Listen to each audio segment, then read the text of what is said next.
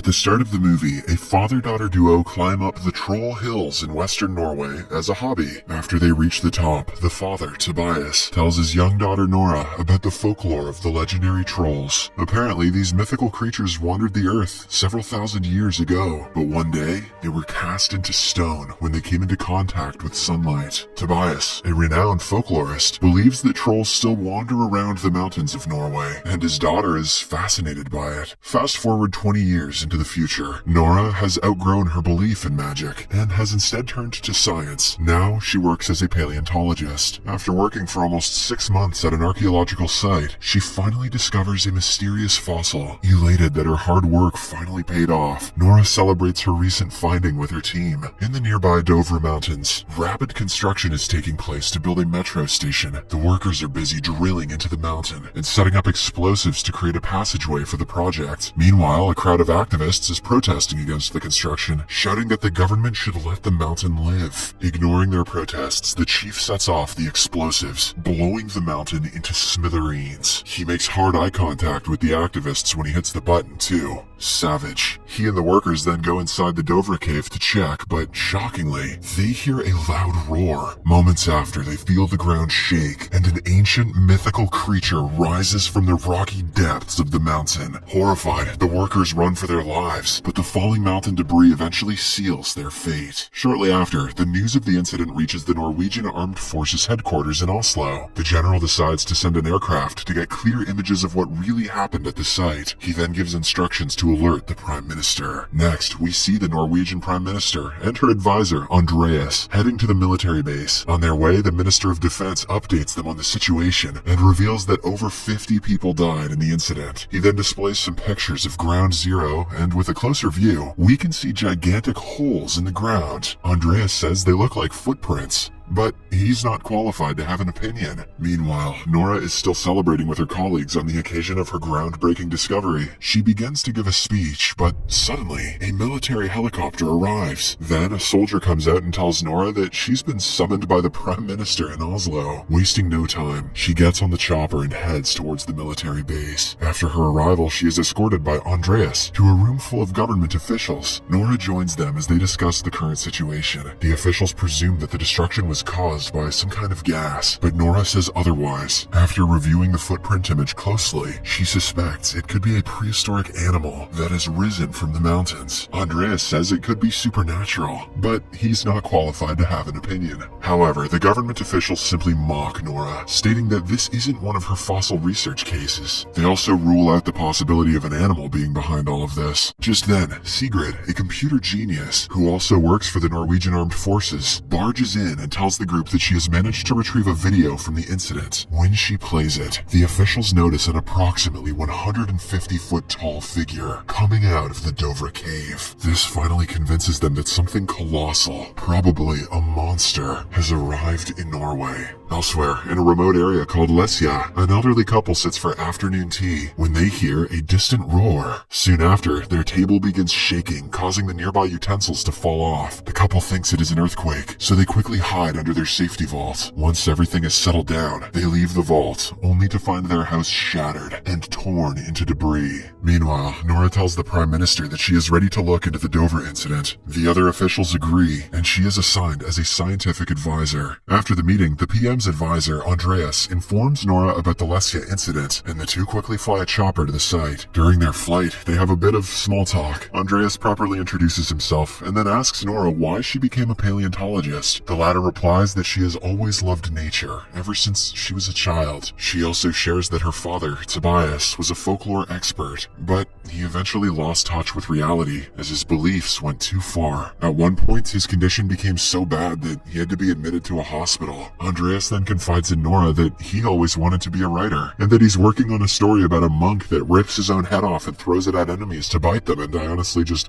found this really funny.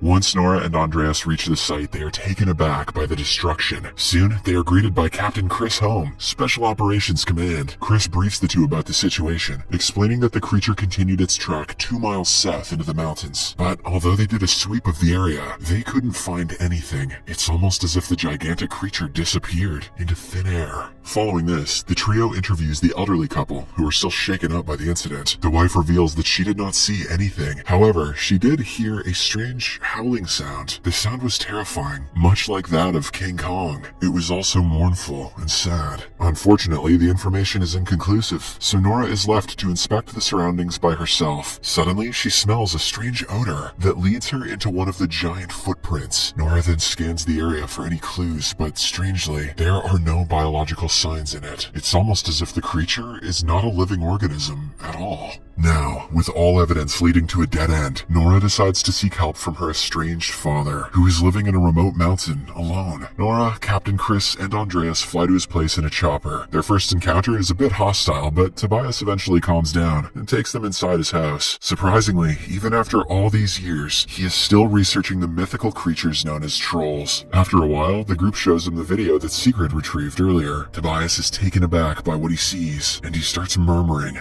"They are here." Confused, Nora wants a scientific explanation, not just some folklore, to find a solution to whatever they are dealing with. "Daddy, stop talking about trolls and tell me about this troll." However, Tobias stands with his theory and explains that the trolls went extinct because of the Christianization of Norway. He adds that he was about to reveal the truth until he was belittled as a maniac. He then grabs his bag and says that they are going on an adventure. Next, we see Nora, her colleagues, and Tobias flying on a chopper to a certain site. After a while, they arrive at the said site, and Tobias eagerly begins to look around the surroundings. He notices that the topography has been completely changed. Meanwhile, Nora gets a whiff of the same strange smell, which she calls hypernature. I have no idea what she means by this, and it's never explained, so that's that. As she scans around the place, suddenly, she sees a large figure waking up behind her. It is the mammoth troll that has camouflaged himself to blend in with his surroundings. Andreas and the others also notice this and quickly start the chopper. Fortunately, the group escapes in the nick of time. Dude, that troll has a tail. Once they reach a safe location, they go live on the internet and show the video to the government officials in Oslo. Now, everyone is bound to believe that the trolls are real. Shortly after, the Prime Minister arranges for a military operation led by Captain Chris. Soon, hundreds of soldiers gather around with the best artillery in the country and prepare to take down the giant. As they prepare for the duel, Tobias and Nora have a heartwarming father-daughter moment, bonding for the first time in years. And meanwhile, Andreas tells Captain Chris that he knows all about army gear because he plays Call of Duty. Then, the troll arrives, and the military goes buck wild. However, despite their best efforts, the troll doesn't seem to be affected at all. He appears to have regeneration powers, and can also smell the blood in his victims. After killing one of the soldiers, Tobias stands up and attempts to calm the creature down. Arms outstretched, he seems to be successful. Initially. At the same time, another vehicle arrives and pummels the troll with several bullets. As it turns and squashes the people inside, Tobias is inadvertently thwacked with the troll's tail, sending him flying and crashing to the ground. He tries to say something to Nora, but sadly passes away before he can elaborate on his words. That night, a devastated Nora goes through her father's journal, trying to figure out how to stop the troll, or at least understand him better. After hours of reading, she learns that the trolls used to throw boulders at churches, as they hated the sound of bells. Later, she shares the information with the officials, claiming that they have to think out of the box. The Minister of Defense doesn't want to move forward with such a far-fetched, superstitious plan, but since they have no better option, the General and the Prime Minister give her the green light.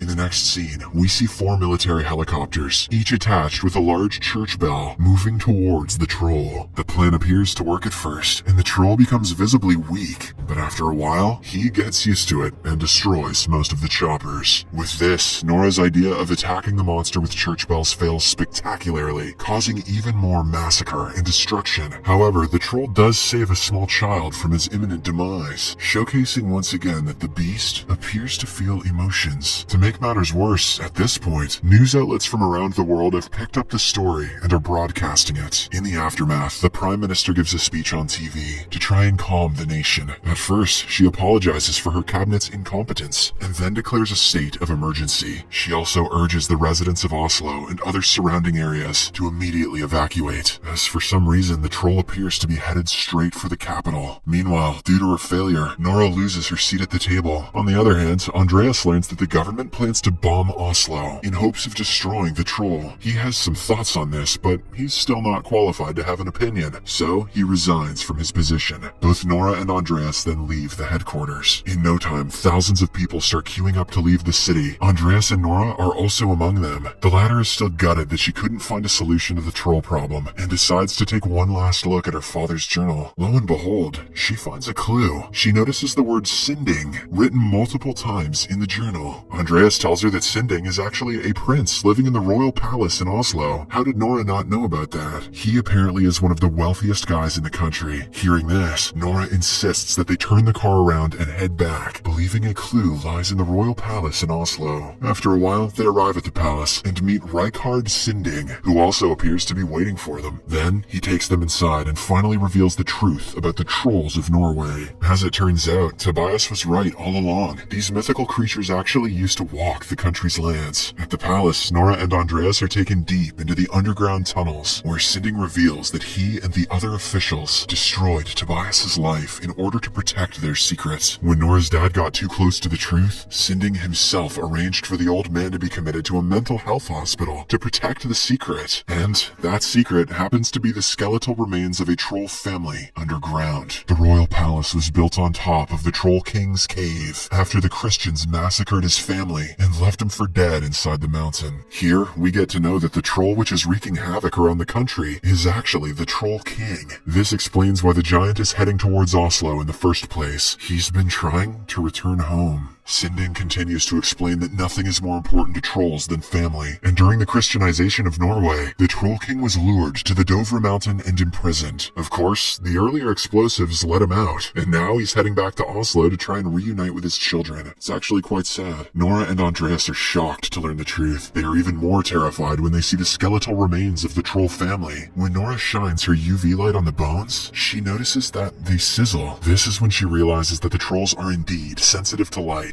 and comes up with a plan. Bilbo Baggins was onto something after all, goddammit. Next, Nora asks Sinding to lend her the biggest vehicle he's got, so he provides her with the Queen's favorite pickup truck. After this, she phones Captain Chris and briefs him about the plan. She wants to surround the Troll King with tanning beds and expose him to UV lights, while Chris calls on some fellow soldiers to make the troll trap, including the one black character in this entire movie who is there for no more than tokenism. Andreas asks his friend Sigrid back at the government facility to delay the Oslo missile bombing plan. Fortunately, Sigrid turns out to be a hacking genius, and she successfully stops the fighter plane from firing missiles at the creature. With Oslo still intact, and the plan very much alive, Andreas and Nora jump into action. At first, they remove a large tarp from the back of the truck and reveal a troll child's skull they found underground. They then drive away, luring the incoming giant towards the UV light trap. A while later, the troll inadvertently smashes the skull and realizes that he has no family left. Enraged, he then turns his attention to Nora and Andreas, determined to make them pay. Elsewhere, at the military base, Sigrid is eventually caught red-handed while she's tampering with the missile system. However, the general commands her to abort the missile plan when they confirm that there are civilians nearby. Meanwhile, Nora and Andreas somehow manage to lure the troll to their designated spot. Wasting no time, military vehicles surround him and begin shining massive UV lights on him. The plan works, and the troll slowly burns to death. However, seeing the giant suffer, Nora has a last-minute change of heart. She realizes it's wrong to kill the creature, so she turns off the lights, which for some reason aren't being guarded by the military guys, and tries to save his life. She then urges the troll to go to the mountains where he can be safe, but unfortunately, it's too late. There's a moment of tranquility until suddenly, sunrise hits, prompting the Troll King to collapse in a heap. Just before he completely turns to stone, Nora reaches out and touches him gently. This thing looks kinda like my dad, Nora thinks. While everyone else is rejoicing, Andreas and Nora start wondering whether more trolls could be hiding deep inside Norway's mountains. Nora then decides they should call this area Tobias Boulder. The Prime Minister shows up and says to Nora that she doesn't know what to say. She then proceeds to do exactly that. She literally says nothing to our hero. In the final scene, the movie jumps over to Dover Mountain, where we can see a whole bunch of stones move.